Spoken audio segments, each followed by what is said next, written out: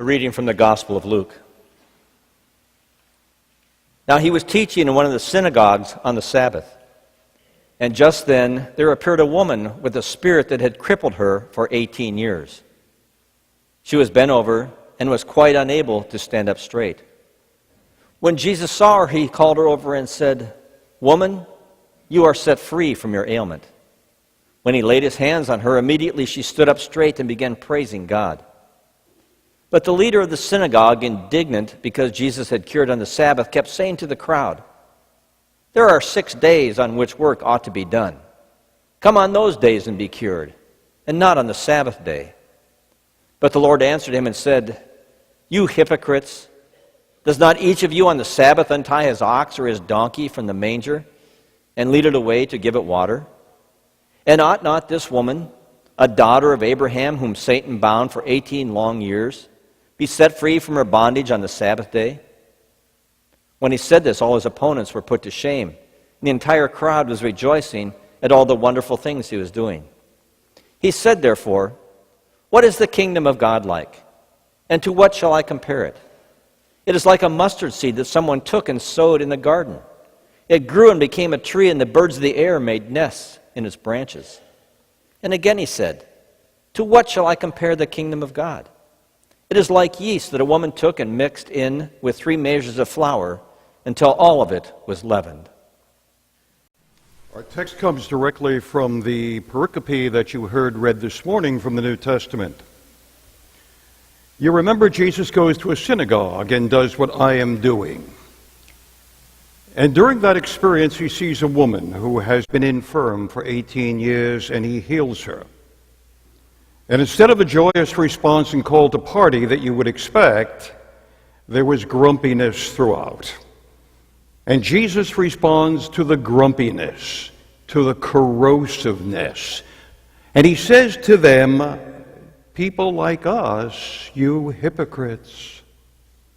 You hypocrites, is there not one of you who does not loose his ox or his donkey from the stable and take it out on the Sabbath?" I met her first 6 weeks ago today, and I met her on a walk in the outback of Alaska. My grandson and I had gone to Alaska for an adventure. We boarded a ship, a 60-passenger ship in Sitka, and the next time we saw a port was 7 days later in Juneau. But in between, every day, we listened to the call of the wild. We hiked, we zodiaced, we walked, and we kayaked. And we had Alaska up front, right with us. So, on this Sunday afternoon, we had our initial walk into the wilderness. We landed by Zodiac and then started up, and up was up. And the moraine is wet and slippery. The roots are high, the rocks are many. And as we went along, the 8 of us, I looked back behind me and saw that this woman, early middle age, was slipping further and further back. And I decided that if we were going to be attacked by a bear, it was better the 2 of us than the 1 of us. And so I walked with her for a while, 3.5 miles, and then we came back. That evening at happy hour, all ships have happy hour between 5 and 6, she came to me and she said, "Thank you very much for walking with me today." And then there was a pause, and she said, "I understand you're a clergyman." And I said, "Yep, been one for a while." And she said, "I don't go to church anymore." And I said to her, "Well, you're telling me 2 things. One, you used to, and now you don't, and I'm sure there's a story behind that." And she says, "There is," and we parted. And that's the proper place to part. No pressure. 2 evenings later at happy hour, she said, "I'd like to tell you my story." So we walked to the bow of the ship, and she said, "I was born, I was baptized, and I was bred in the church. I was then, by my terms, cosseted and confirmed." She was brought up in the church totally and completely. When she was 18, she graduated from high school, got a job. When she was 19, she was pregnant. The sperm donor wandered off into the weeds in the woods. He was gone. She carried the baby, and there were grumbles inside that congregation for those many months. And when the baby was born, a tiny, tiny little girl, this woman said to the pastor, "I'd like my baby baptized." And after an unbelievably long discussion, the answer was no. No. And the reasons were given were there are rules and there are regulations and there's a reputation we have to keep. And to be very honest with you, if I had that reputation, I wouldn't want it. But there's a reputation. It's the old purity doctrine, right? We're the pure people of the world, and we have to maintain that at all costs. And she looked at me and she said, "You know, one of the things I figured out as young as I was those people weren't any better than I." Absolutely true. And she left the church. And I said to her, "Yeah, but do you understand the church left you long before you did the other?"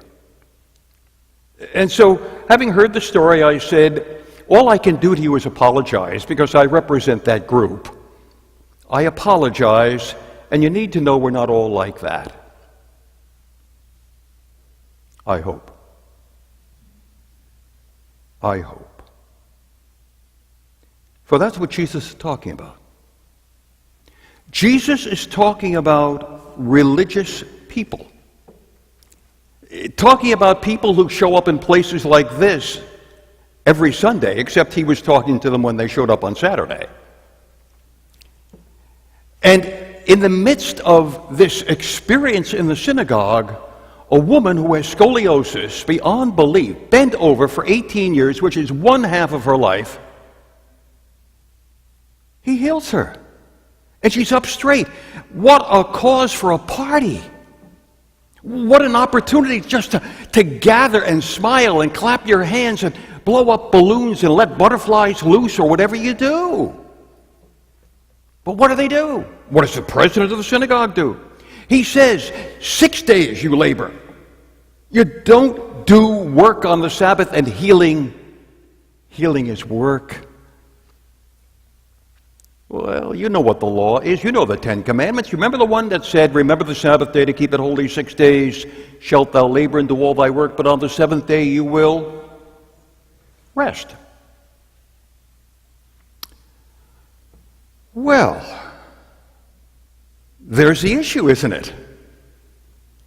Jesus says, you're misinterpreting what you have been led to believe, and you completely misunderstand who you are as a people.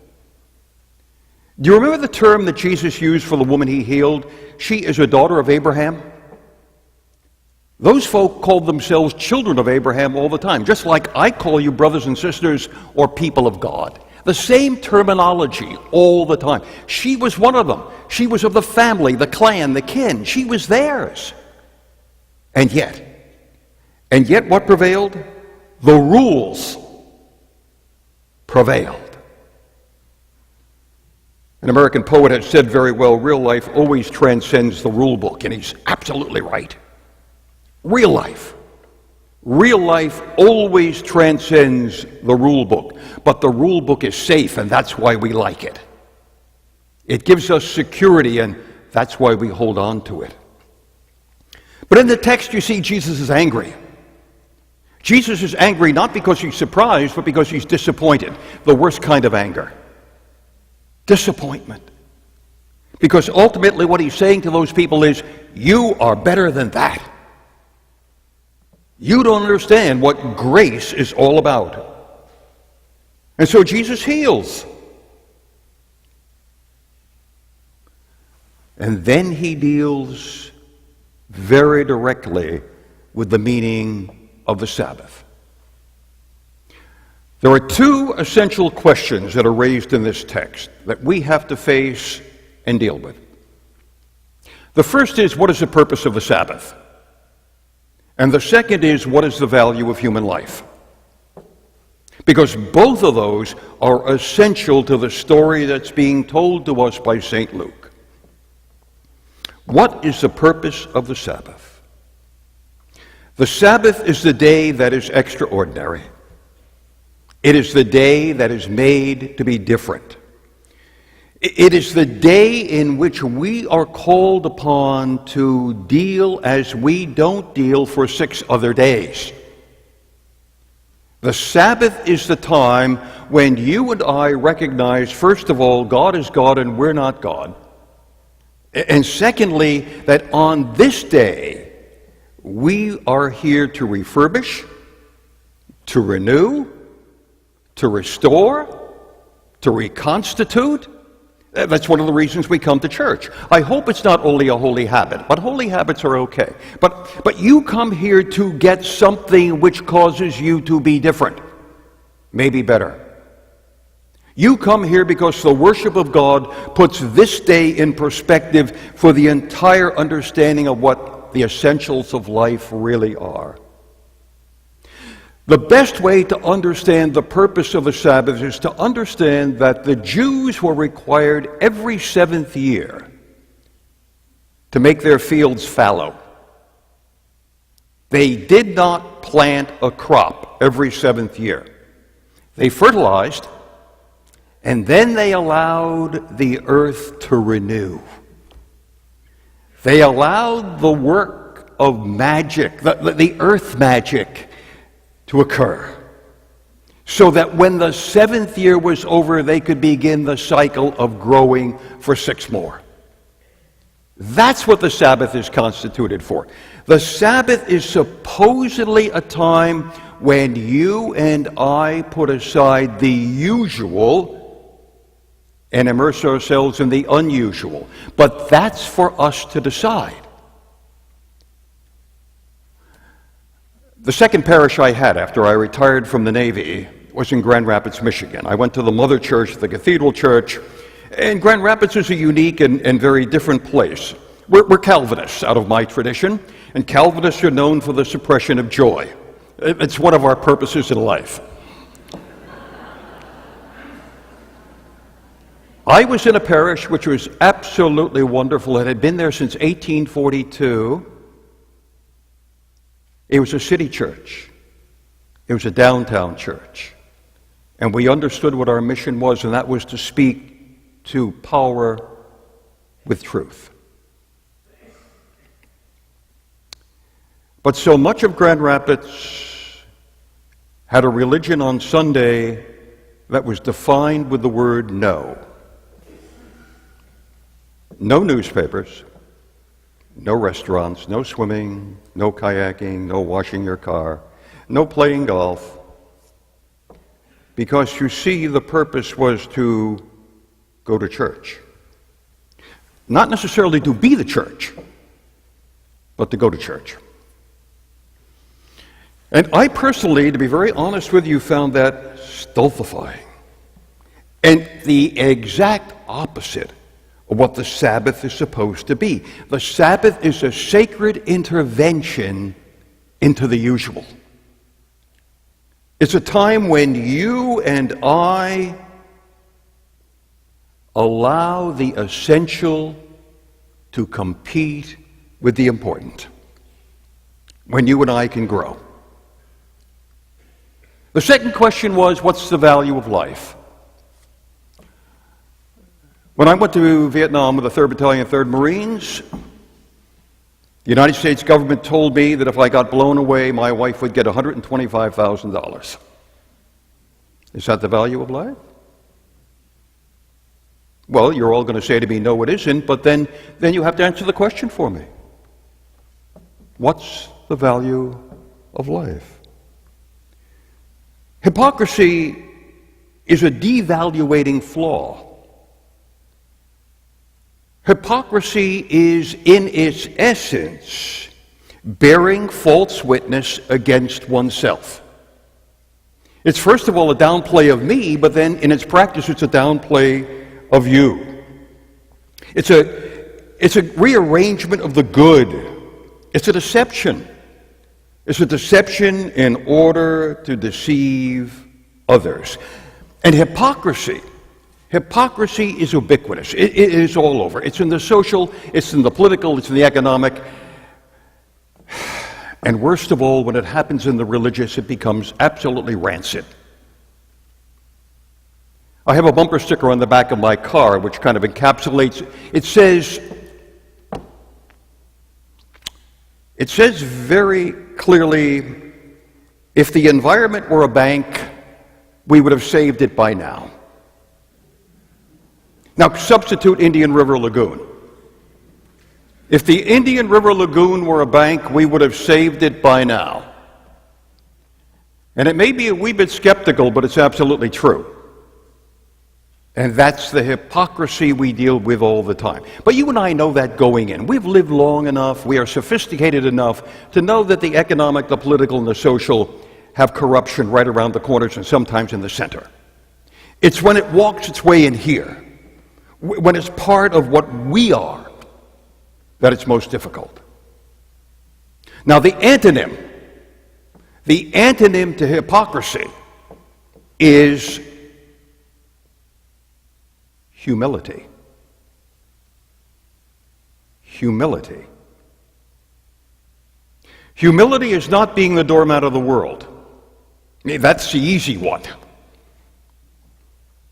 Humility is very simply and basically an opportunity for me to look into your eyes and to see there one with the same value as mine. That's what humility is. And you make it easy in here. Well, most of you do. Not all of you. But most of you make it easy to do that. To look into your eyes and see someone who is equal to me. The hard part is out there. And yet, you see, that's what we're required to do if we are not going to be hypocrites. I passed a T-shirt in the mall the other day which said, I used to be a people person until people ruined it. And all of us can laugh because we understand that. But it's at that point that we are called by the living Christ to live beyond it. To live as He lived. To live understanding that there's a value, whether it's practiced or not, that cannot be supplanted.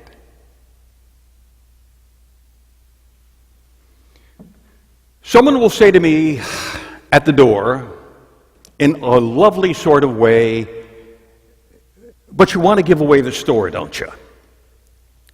And my answer to that is, that's what you believe, you got it. You heard exactly what I was saying. Our job is to give away the store. To love without constraint. To care without measure.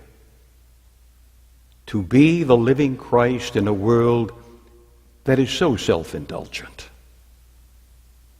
To be the person who is there to point out the inattention and the apathy and the rejection and the hostility and the malice, and to call it out for what it is.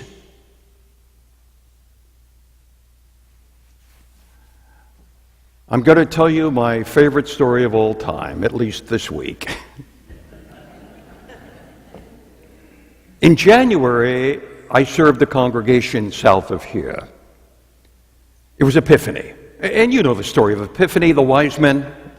The wise men come, they meet with King Herod before they show up. Herod says to them, well, tell me where the baby is, I'll go and worship, bring me back the message. So they go, and they end up in Bethlehem, of course, and they understand full well that Herod's a snake. He really is. He's also a hypocrite, a snake. And his job is going to be to eliminate that baby. So they do what they do, and they get on the last bus out of town. And when I preached the sermon, I said, there's a message there for us all. Using words from Pilgrim's Progress, we are called to be bold for the right. Bold for the right. Do what you do, which is out of the ordinary, because it is right to do. There was a woman in the congregation a friend of a friend. She was from another congregation, and so she went back to her congregation. Some weeks later, when the massacre at Sandy Hook occurred, she was in church on that following Sunday. Her minister in a congregation about this size stood in a place like this and didn't mention for a moment what had occurred in Connecticut. About halfway through the sermon, she was back in there. Something spoke to her inside. Something said to her, bold for the right. And she stood up in the middle of the congregation, in the middle of the sermon. And she said, when are you going to mention the children? When are you going to talk about God in this tragedy? She subsequently was asked to leave the church. A disturber of the peace, an upsetter of stability. But she would not participate in the hypocrisy.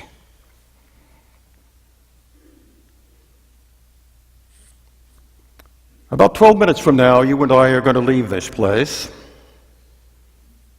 And we're going to go back to the world from which we came. Different, I hope. We're going to go back to that world much more sensitive to the kinds of things that happen around us. And remember, dare not forget what God expects. He expects us to be His presence in His world, always and forever, bold for the right. The grace of the Lord Jesus Christ be with us all, and the people say together,